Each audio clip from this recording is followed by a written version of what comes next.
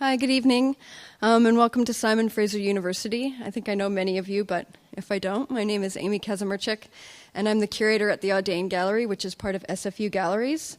And we're very pleased to co-present Ricardo Basbaum's Artist Talk and exhibition, The Production of the Artist as a Collective Conversation, with SFU School for the Contemporary Arts. Ricardo is visiting us from Rio de Janeiro, Brazil, as the School for Contemporary Arts Audain Visual Artist in Residence for the month of October. As part of his residency, Ricardo has been teaching an intensive seminar in the School for Contemporary Arts with Sabine Bitter, and we're honored to co-host a seminar which considers how the image of the artist is constructed and what the prevailing conditions on artistic production are in the gallery, as well as support students to produce work with Ricardo's new basis of personality object and compose a collective conversation, both of which will emerge in the exhibition over the next 8 weeks.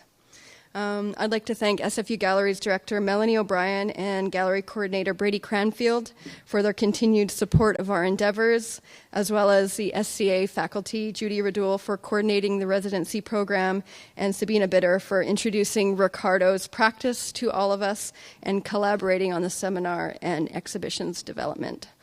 I'm going to introduce Curtis Grauhauer and Lucien Duray, who are two graduate students participating in Ricardo's seminar, to introduce him and his practice and the work that they're doing with him.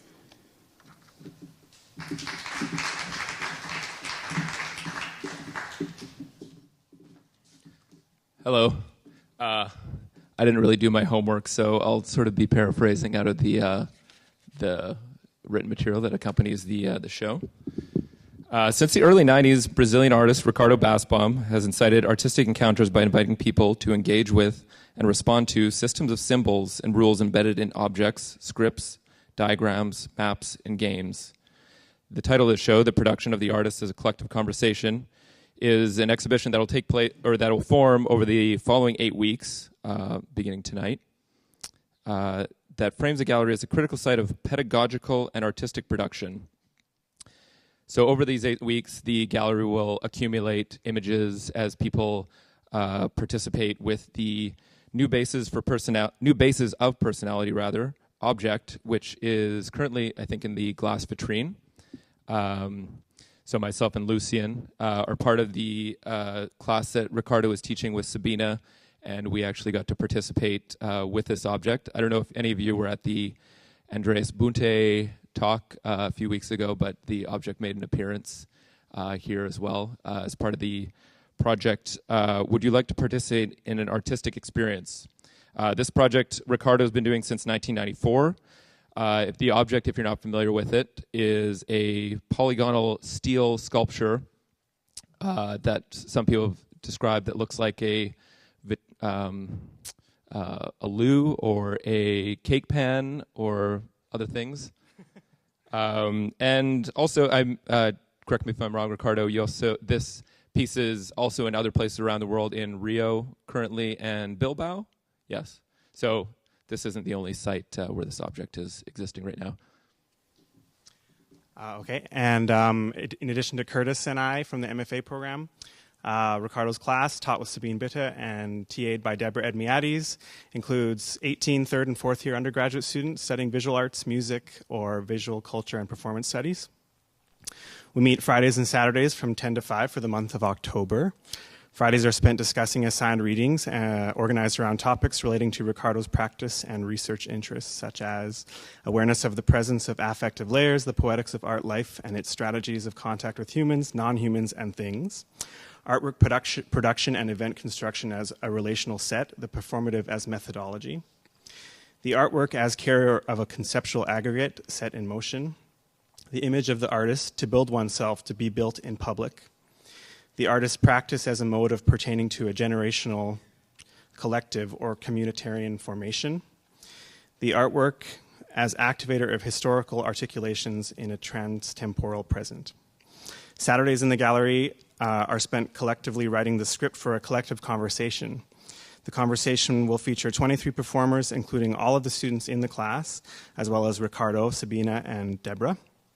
The script is influenced by our assigned readings, the experience of listening to each other's voices and to each other's languages. It includes observations, our personal anecdotes, and our individual and collective rhythms. Please join us for our performance of the collective conversation on October 29th at 6 p.m. in the gallery. Thanks.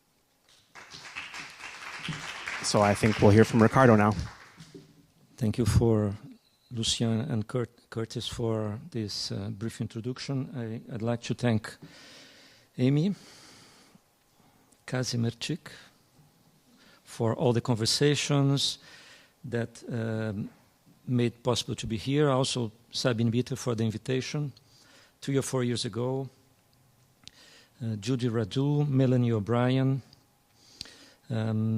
Brady Cranfield, Dylan McHugh, and Kevin Romaniak also for helping to install the exhibition. It's a pleasure to be here to address some words just before the opening. So what I prepared is just like 5 topics that I thought might be interesting to introduce in terms of creating a kind of first approach to my practice. And then when we go to the exhibition, I think maybe things will get more concrete. So I read. Excuse me for any eventual mistakes. I had no time to really make a proper review of all the writing, but I think basically you can understand me, I hope. So I start.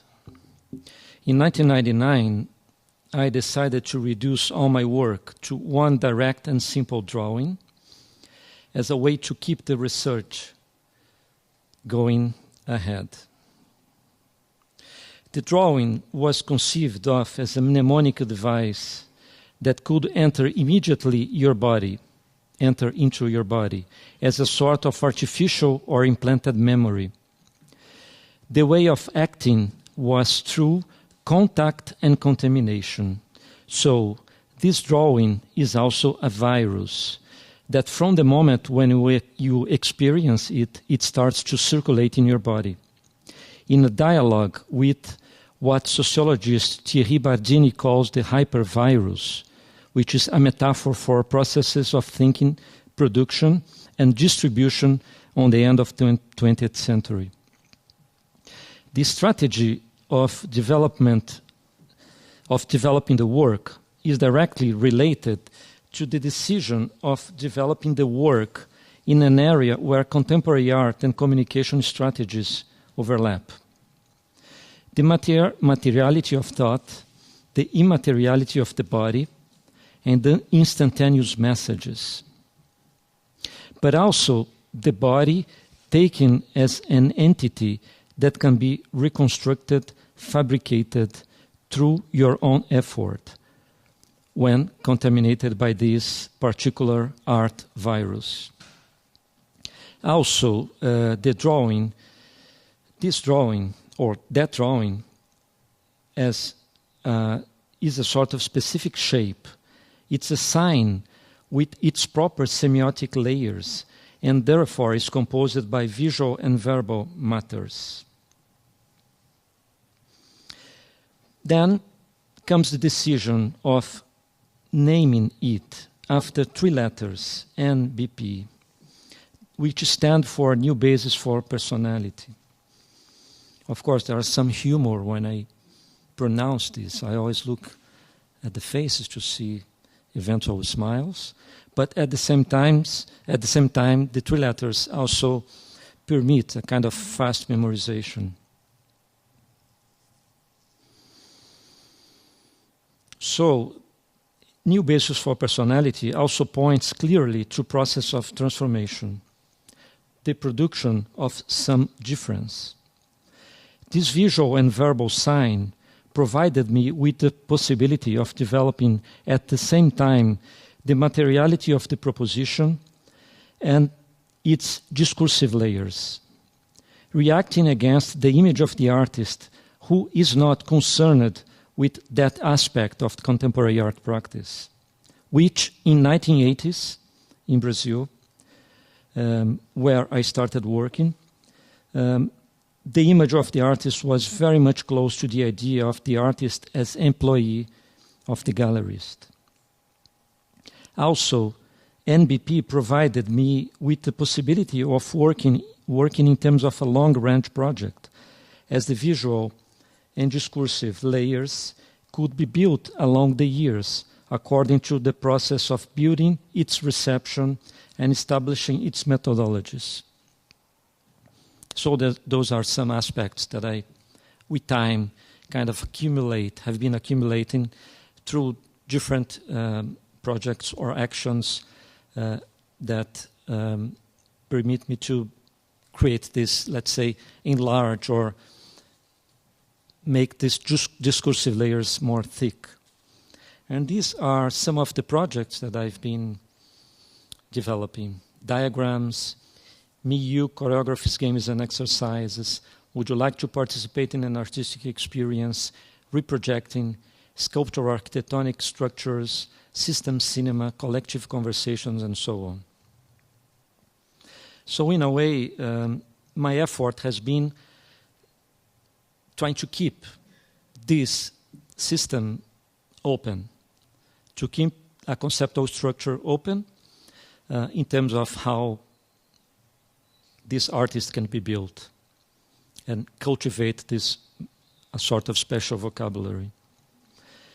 In Brazil, the 1980s, when I started my work, configured an important moment as the military dictatorship was in its last period. It lasted from 1964 to 1990. During the 80s, civil rights had been recovered, but still it was not possible to vote for president. My generation, though, was very welcome to the cultural circuit. We were all in our 20s, and society saw this new group of artists as the ones who were bringing the new political and behavioral agenda, more freedom, after the heavy and closed years of strong state control. At the same time, this was the period when neoliberal economy started to move globally, beginning to produce the changes that we witness clearly today, with the new communication and digital networks. So the 1980s in South America, as well as in Eastern Europe, were marked by this double shift, the end of the strong state control governments and the arrival of the new liberal market. Some people call integrated world capitalism, as Félix Guattari, or cognitive capitalism, or cultural capitalism, or digital capitalism, etc., etc. It was not a coincidence, therefore, that in Brazil and in the world, the visual artists started to be so visible. The visual arts started to be so visible. That field started to play a role as part of the macroeconomy in close relation to corporative interests. When I started the NBP project, there was the possibility to unfold it in certain para-corporative terms, making of it a sort of enterprise. But it seemed more interesting to use it as a tool to organize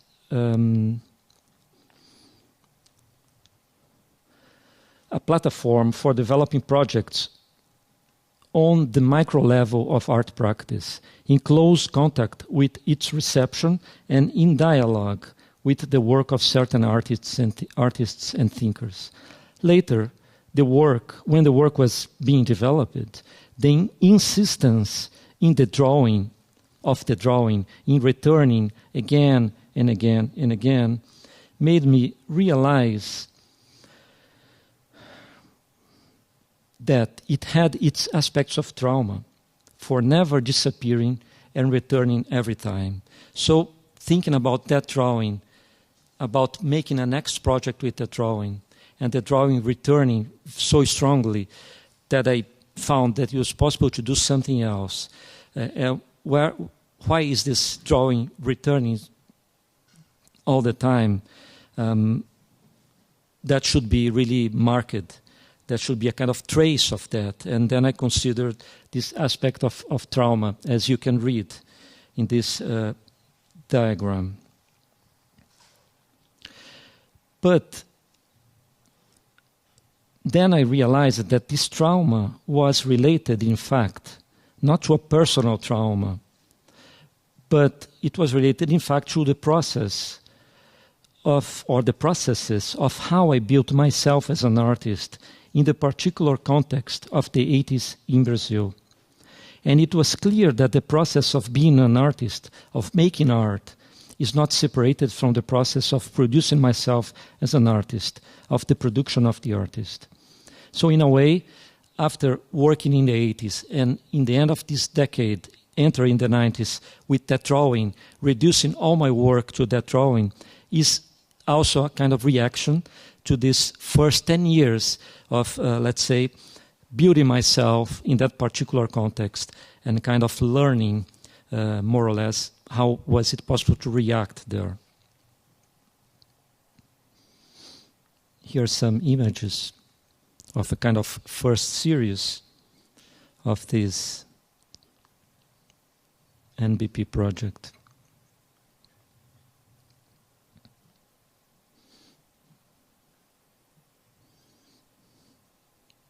As you see, the structures are all of them in kind of body scale, so it is possible to sit, to cross doors, to jump obstacles, and to relate directly to the pieces. The work of Lygia Clark and Elliot Sika have always been referential to my practice. The transformative aspect of NBP comes direct from their effort of producing the transformations of the spectator through a direct relation to the body and the emphasis on the sensorial field. The methodology of contamination and contact, apart from belonging to a rhetoric of the late 80s via the writings of Jean Baudrillard, for instance, this methodology of contamination and contact points straight forward to Clark's and Oiticica's concerns with the body contact.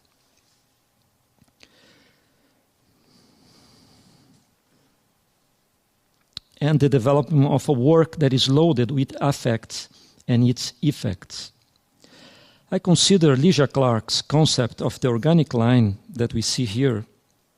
This is a painting from 1954, when she writes that she discovered the organic line, but had to put it aside because she didn't know what to do with this discovery.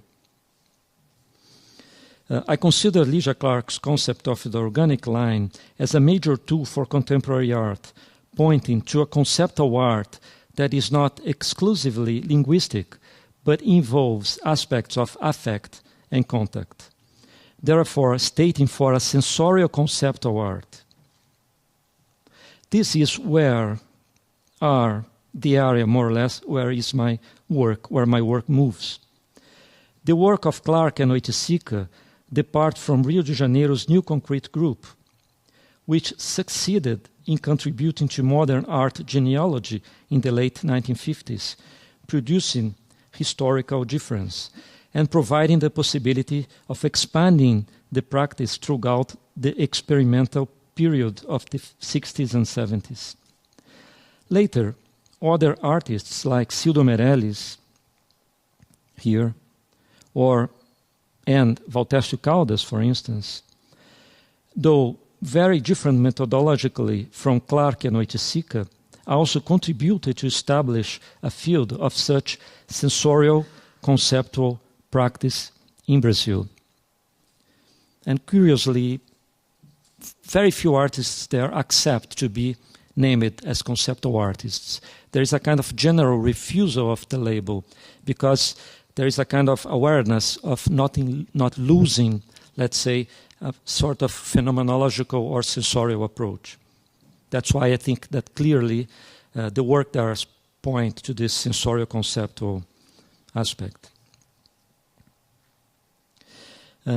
Concerning the discursive layers that I have been cultivating in my practice as elements that indicate not only a concern with the aspects of the fabrication of the contemporary art object, but also with the possibility of building up a particular and specific vocabulary proper to the intended intervention, being able to access discourse whenever negotiations need it.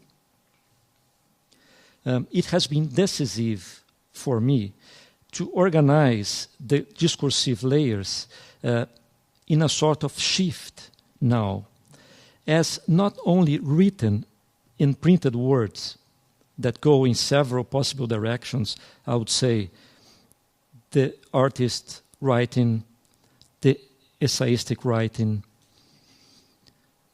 the possibilities of voice in texts, etc. So it has been decisive to organize those layers as sound as well, organizing its presence as sonic environment that also permeates the contact zones with the art proposition. The tradition of art criticism, especially the one that departs from phenomenology, has always emphasized the importance of the confrontation of subject and object, viewer and artwork, as a moment when both entities act. And the perception then is an active gesture which is productive. And the aesthetic experience is also an action towards the world through the artwork.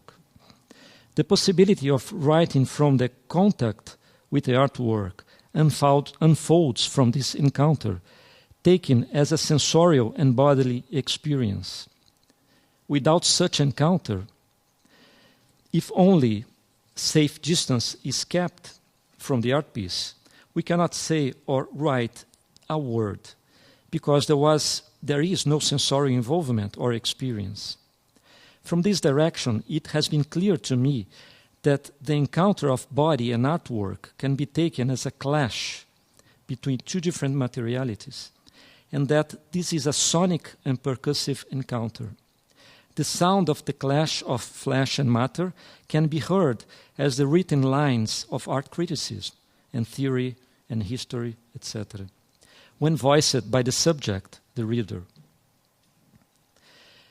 That can be useful for recognizing that some of the mediation layers that permit the encounter of the viewer with the artwork are active hourly.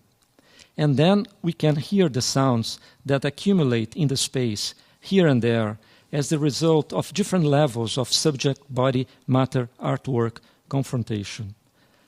We have room here for a percussive politics, if we consider that the body-matter percussion resonates in the space and that different rhythmicalities encounter there.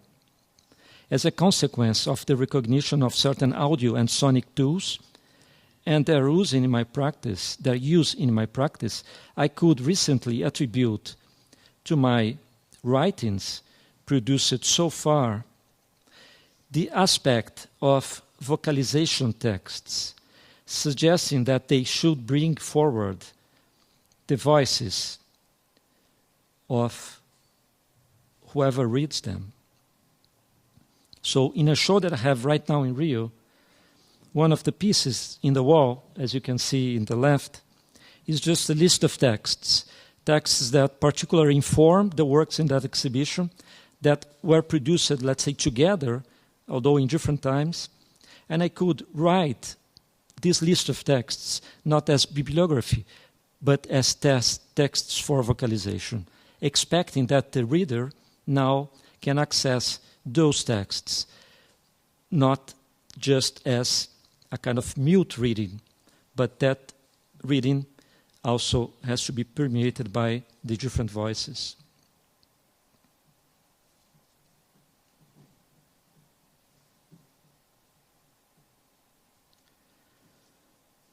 The pedagogy of the avant-garde.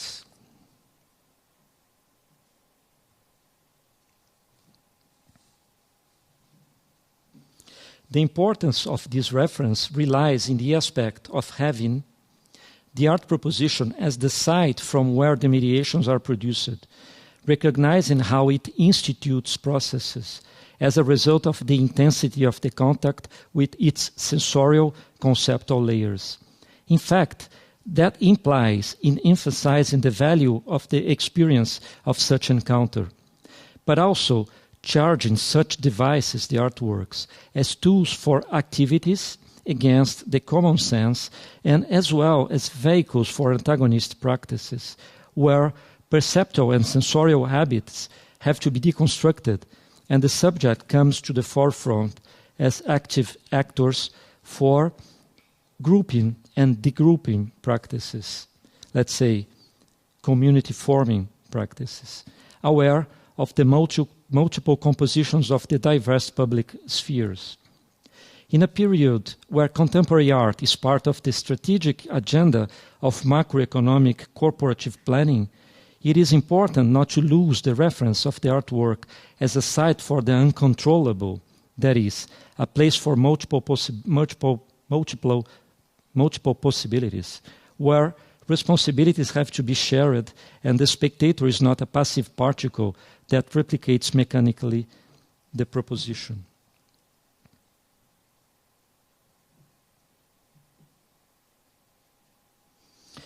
Bioconceptualism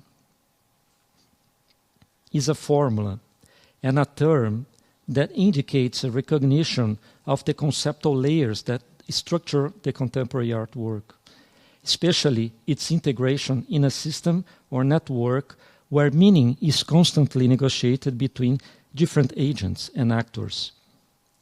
A system which is not destituted of an institutional aspect, of course, but also when the artwork is approached as problem, it can be clearly perceived that one important issue of the contemporary conceptual art proposition is that it cannot be taken for granted anymore what an artwork is.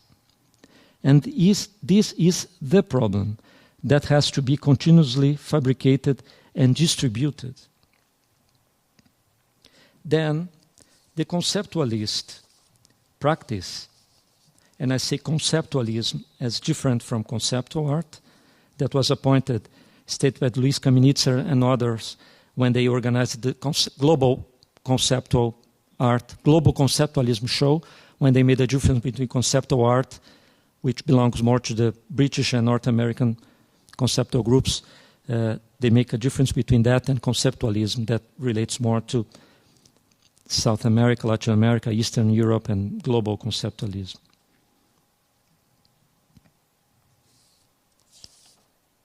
So the conceptualist practice assumes as its task some of the aspects of such negotiations, especially taking place in the material contexts of its appearance.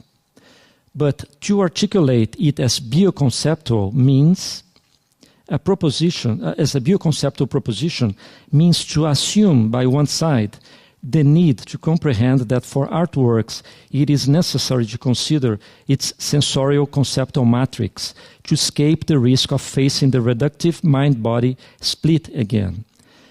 By another side, the presence of the biopolitical body, or biopolitical body, I don't know, as central to the current policies of production and administration of contemporary art requires some other tools that permit the fabricated intervention, the intervention proposed, permit that this intervention avoids easily instrumentalization by the multiple interests of a highly complex economy of culture, where artworks many times seem to be just side effects of larger and well-planned corporate and institutional strategies.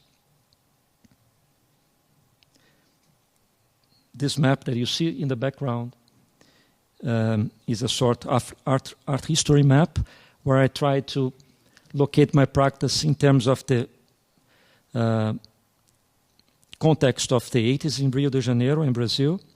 And one of the corners, it is pointed more or less how this idea of bioconceptualism or bioconceptualism relates to this NBP project. And also last year in one event that I took part at Columbia University about Eliot Sica in New York, it was possible as well to kind of locate this idea in terms of the work of Eliot Sica as well. Finally, the production of the artist as problem and conversation is what we have been discussing here, but not only here. But whenever we carefully approach each moment of one encounter as a moment for negotiation. There is a line of encounter that makes each agent to move outside of itself, and in fact, it is decisive to realize that the position and the role of the artist is not an area of the subject's achievement of desires, simply that, but also an area where, let's say, society also projects its own interests and positions. In the production of the artwork and its reception layers, the artist is also produced, distributed, and traded as one of its effects, as the result of a multiple operation. Our rotation should rely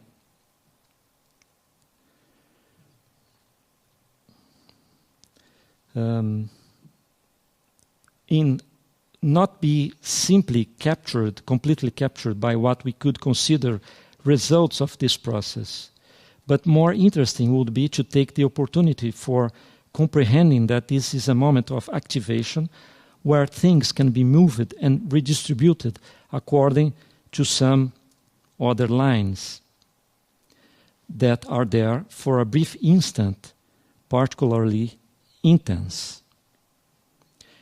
So here we see some of the collective conversations I've been doing in the last years. And of course, we expect soon to be able to organize the work here as this live performance, which will be later addressed in a situation like that in the exhibition. Now what you can see there is just this structure without the sound, and the sound is going to be integrated just after we organize this reading and recording, and then the sound goes into the exhibition, let's say, as one of the elements to mediate the access there. This is it. Thank you.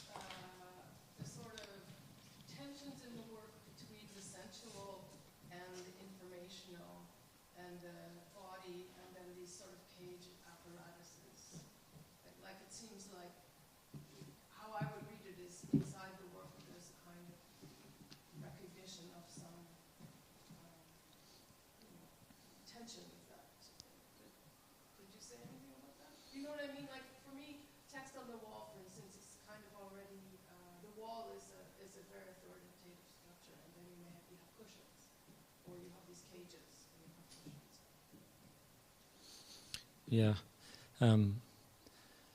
Well, those structures, they are solid enough to be used without any kind of preoccupation of they resist to the movement of the visitor, let's say.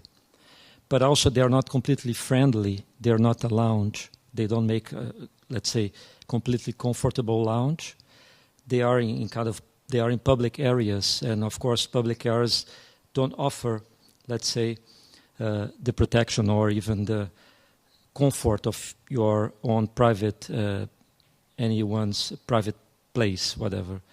So this code and hard metal structure, in a way, helps to, when you come from the streets, let's say, in a certain rhythm, you enter the gallery and you are confronted with another, let's say, rhythmicality of that installation space as in any other exhibition.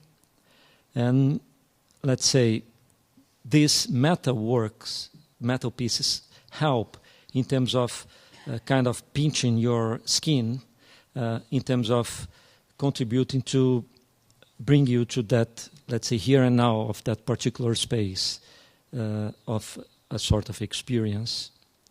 And this is more or less kind of rhetoric or a kind of reference to the use I've been doing of those, let's say, architectonic structures that are body scale and invite the viewer to use them in a certain way, to sleep or to rest or jump or cross doors, etc.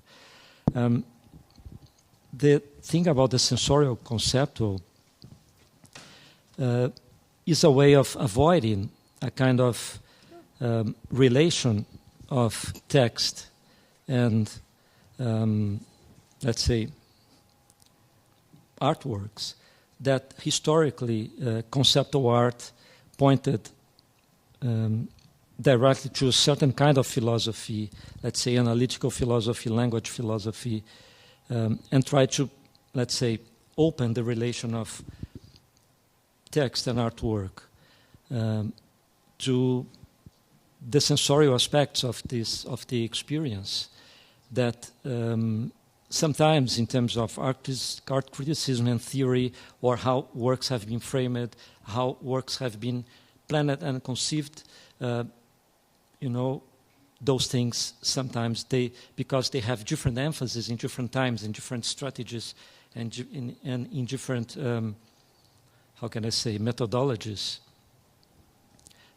It seemed important to me to point that they are kind of complementary aspects. And also, if we read a certain, let's say, vocabulary or certain thinkers, they point to the importance of that concepts are already affective, loaded entities.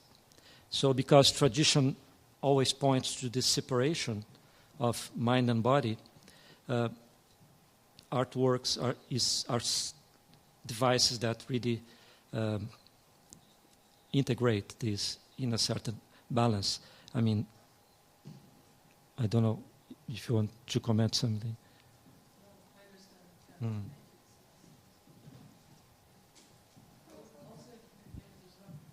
The question about infection and what was the term? Contact and contamination. Yeah.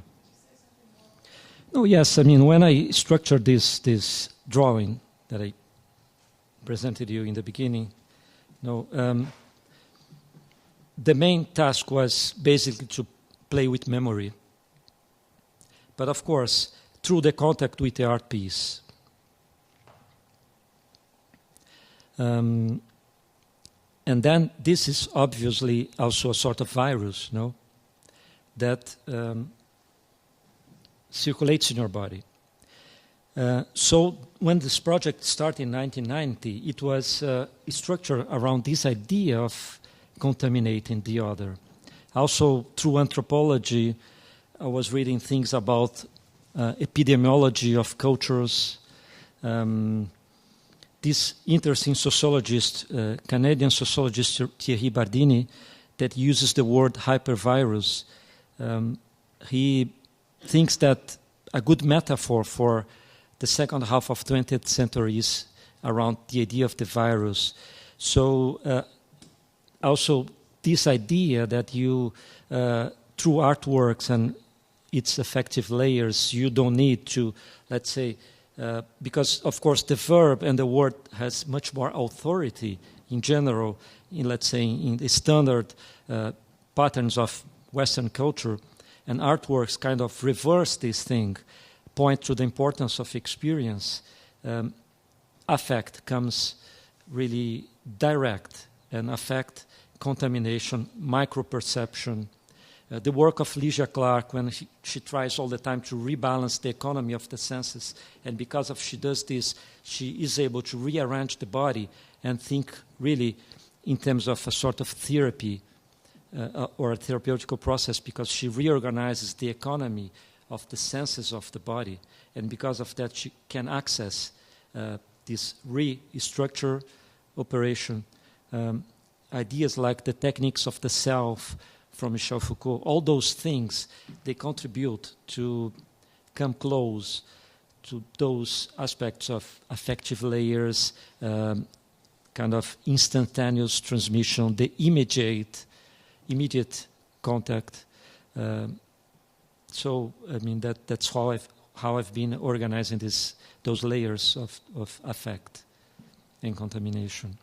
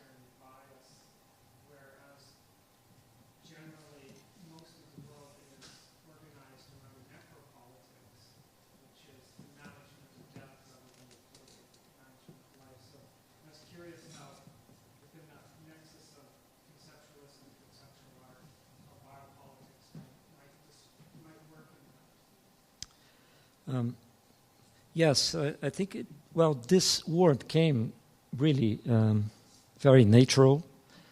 But in a way, in terms of the context in Brazil, historically, the conceptual art term has been kind of rejected, basically because of the strong influence of new concretism and the experimentalism of Lygia Clark and Eliot Sica.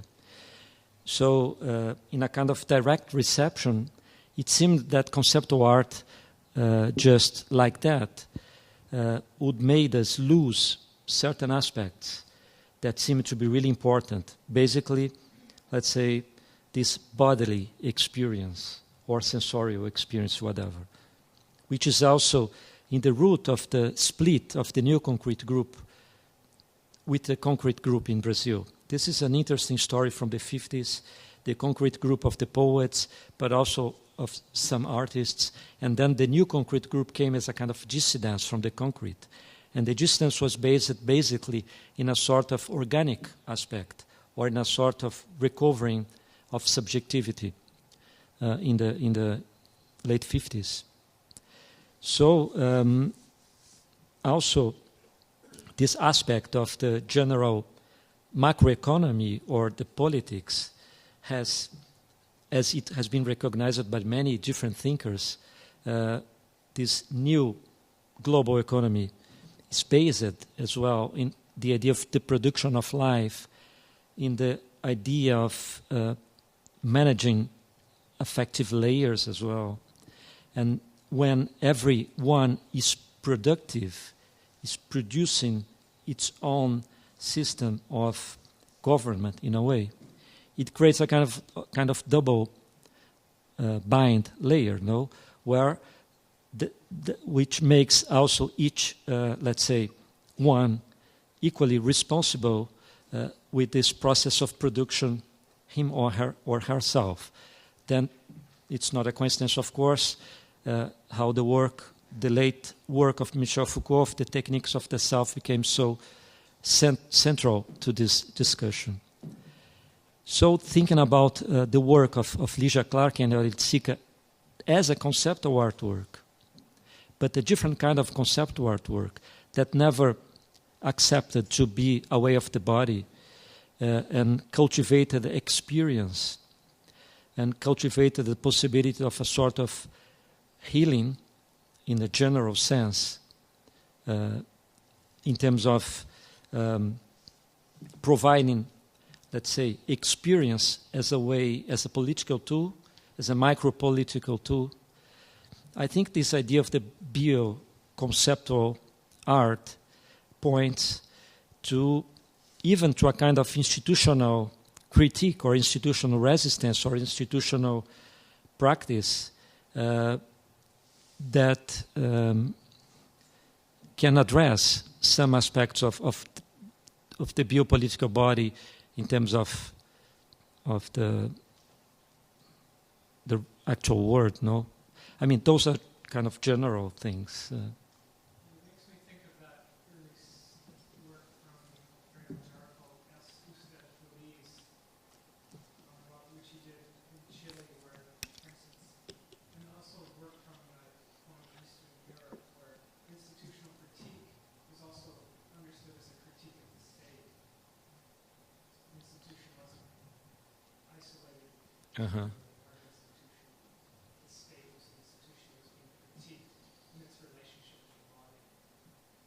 And also, I think this idea that artwork is a sort of institutive tool. I mean, of course, you have institution at the same time. You have an artwork and a viewer. You have already an institution. So it is a sort of instituent practice in itself. So let's say the quality of those relations, if we want to care in terms of those. Some of the conceptual issues would point to that process, I would say. Yeah, no, good question. I mean, this question comes sometimes, and I'm not able to answer it completely, but I can say something. I mean, I don't see them as prisons. I see them as borders. So I see as fences. So a fence not necessarily points to a prison. I like this material because of its transparency. So I can create a wall and I can look through the wall.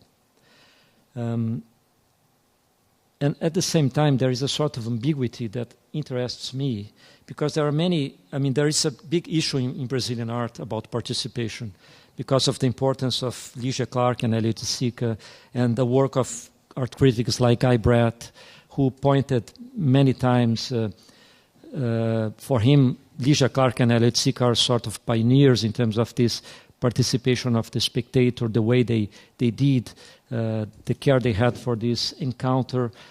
Because of many of those issues, there are many participatory works. I mean, this aspect that was in the 60s and 70s, maybe a very clearly political position, now it became kind of central to the mainstream of contemporary art. Participation, even art and life issues that were really, if you think an artist like Alan Capro, who need to get out of art to go into life, that was a really strong political statement. Today, contemporary art and life are basically similar things, and let's say art and life is in the center of the mainstream of contemporary art. So I've been keeping this those metal structures, in a way to avoid that the works look completely lounge-like, friendly, completely friendly, relaxed situations. In a way, this strange prison fence-like cold metal structure that pinches you, in a way recovering you from your sleep or your anesthetizing moment. I've been insisting on that, trying to see when that can be taken into another direction, but so far it has been an useful tool. Also, in terms of the production of the artworks, this material is a very basic material from metal workshops, metal construction anywhere in the world for industrial society. So you find easily those materials and, let's say, workshops to work with them anywhere because they are very basic things, and this is also an aspect that interests me. Any more questions for Ricardo? At that, then, thank you very much, Ricardo, for your talk. Thank you.